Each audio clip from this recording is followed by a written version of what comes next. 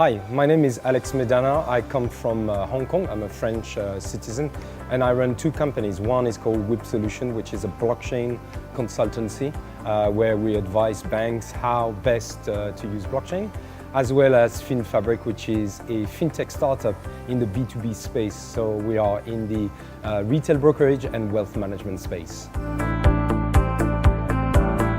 What is blockchain? It could be a long sentence, but I try to make it short. By the way, I'm not a tech person, so I will give you my experience from being more on the fin side.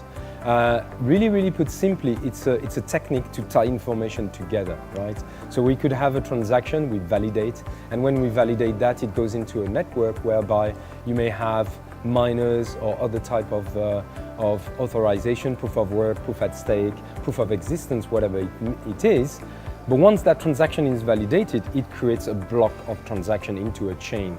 The bigger the chain, the more secure it is. And the benefit of it is that it's immutable, tamper-proof, and very transparent. So number one, we have to separate the blockchain from the distributed ledger. I believe now in 2016, at the end of 2016, that distributed ledger works better when there are transactions, so in banking, exchanging data information. That information may come from blockchain or may not come from blockchain. But blockchain, where it works really well is where you have data, information. Imagine in KYC, in trade finance, where we have to put a repository of one piece of data. Think golden source of data. I guess there's a lot of banks trying. 2016 is about the year of proof of concept. In terms of adapting, I would say very simply, try. Don't limit yourself to a solution, Bitcoin, Ethereum, Ripple, or whatever it is. Try as many solutions. Try as well from a blockchain standpoint, which is data management. Try as well from a distributed ledger, which is dissemination for your transactions. And as well, play with smart contracts. Smart contracts, by the way, they are just programmed, if and when then. And they do not need blockchain to exist. They may need blockchain in the sense that the data that you put in a smart contract, it's better because it's validated, it's secure, it's tamper-proof, and all the benefit that blockchain comes. So in short, I would say, try, but don't think that blockchain is the end-all be-all, right? Blockchain in itself doesn't do much, so you need to still have your exception management tool, your risk engine, your P&L, your GL, your GL, your reconciliation engine might disappear in the future, but it's too early to say when. So I don't think it's just about Southeast Asia, right? So the problems are the same.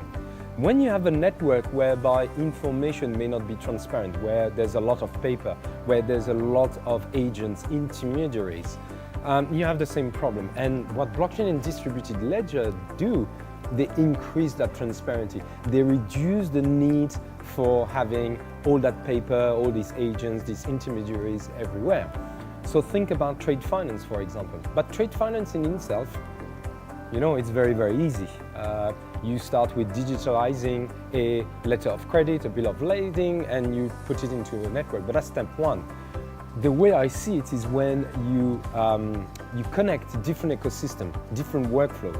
So think about provenance, supply chain, logistic, insurance, into trade finance, into securitization, into peer-to-peer lending. And what you have ecosystem of ecosystem. And you could have blockchain, that connect to one another. A blockchain for provenance, a blockchain for tracking the provenance of goods, for shipments, for insurance, a blockchain for peer-to-peer securitization, a blockchain for trade finance, and so forth. So I think because commerce, trade finance, there's a lot of producing countries in Southeast Asia. I would say trade finance, supply chain finance, the overall trade, the supply chain would be one of the number one opportunity. Having said that, private wealth, anywhere. Later I will talk about corporate action funds, I will talk about investment banking. There are a lot of opportunities, but please, let's start small. Because this technology, even if it started in 2009, it's still new. So there's a lot of of test and trial and failure. So we start small, we fail, we improve, we go in different directions, and then at the end, we find something that was much better than when we started.